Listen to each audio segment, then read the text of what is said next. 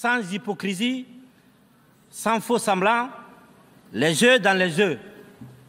Nous sommes tous conscients que ce modèle de démocratie que vous nous avez si insidieusement et savamment imposé après le sommet de la Baule en France, presque de façon religieuse, il ne marche pas. On voit là, et c'est très grave parce que c'est dit par quelqu'un qui dirige un État, on voit une profonde méconnaissance de sa propre histoire. Parce que postuler que la démocratie n'est pas adaptée aux valeurs africaines, c'est dire implicitement que l'Afrique, les valeurs africaines sont antidémocratiques. Ce qui est totalement faux quand on regarde l'histoire du continent. Les formes démocratiques sont une constante dans toutes les sociétés humaines. C'est-à-dire, l'Europe n'a pas inventé la démocratie. La démocratie n'est pas une invention occidentale. Dans le livre, je montre des expériences, des trajectoires totalement démocratiques, même s'il ne faut pas être dans le romantisme de l'Afrique précoloniale, etc. Il y a eu des formes démocratiques. Et deuxième mythe qu'on entend ici avec le président Doumbia, dire que c'est la Baule, donc le fameux discours de Mitterrand qui a démocratisé l'Afrique, qui a ouvert les processus démocratiques, est totalement faux. Parce que les processus démocratiques ont été bien enclenchés avant la Baule. Ça fait partie de ces choses qui, à force d'être répétées, deviennent des formes de vérité.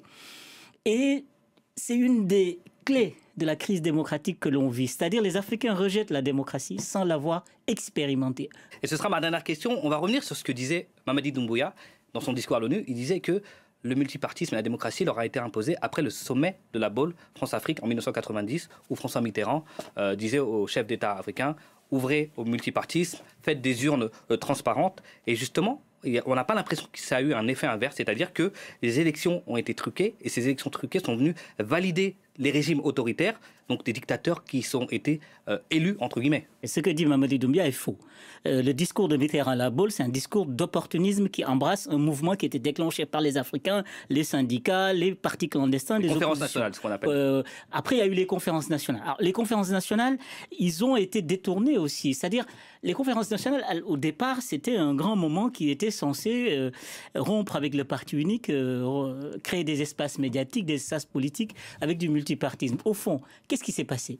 Les régimes post-indépendance issus du parti unique ont compris qu'il fallait faire une révolution de palais. C'est-à-dire, ils ont mis en place des fictions démocratiques, donc des CENI, des commissions nationales électorales indépendantes qui ne sont pas indépendantes. Ils ont mis des constitutions qui donnent l'égal accès, par exemple, aux médias publics et l'opposition n'y a jamais accès, etc. Donc, les conférences nationales ont relégitimé les partis uniques dans une autre forme, dans des habits démocratiques. C'est ce que j'appelle les fictions démocratiques. Et on n'en est pas sorti.